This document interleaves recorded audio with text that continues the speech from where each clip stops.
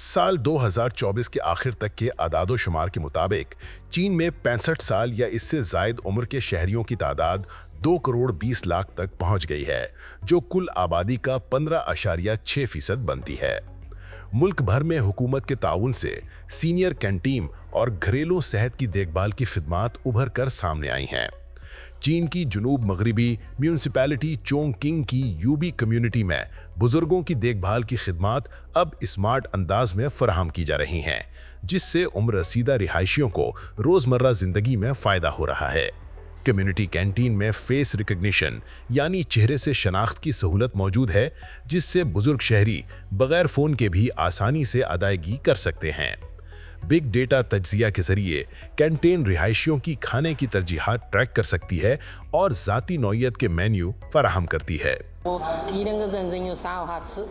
एक या दो बंदों के लिए खाना पकाना मुश्किल होता है। कैंटीन मेरी ये मुश्किल हल करती है।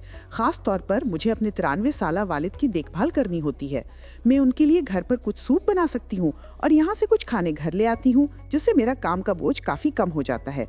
मैं इसे बहुत आसान और सहल महसूस करती हूँ।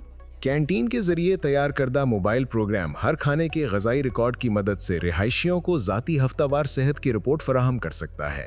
ये रिपोर्ट्स दायमी बीमारियों की रोकथाम और इंतजामात में मावन किरदार अदा कर सकती हैं। हम अपने खाने और हर खाने के ग़िज़ाई अज्जा अपने फ़ोन के जरिए चेक कर सकते हैं। कम्युनिटी में बगैर रुकावट के रिहायशी माहौल भी कायम किया गया है, जिसमें काबिल रसाई सहूलियात और आलात दस्तयाब हैं।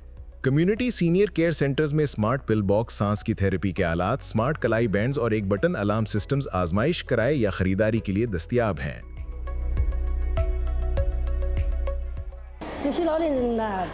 जिन बुजुर्ग शहरियों को चलने में दुश्वारी है, कम्युनिटी स्टाफ उन्हें वॉकिंग स्टिक फराहम करता है। जो नहाने में मुश्किल महसूस करते हैं, उनके लिए दरवाजे तक बाथिंग की सहूलत फराहम की जाती है। जिन्हें टॉयलेट इस्तेमाल करने में दुश्वारी हो, उनके घरों में सहारा देने वाली हैंड रेल्स नस्ब की जाती हैं। ये सहूलियात बुजुर्ग शहरियों के लिए बहुत आसानियां लेकर आई हैं।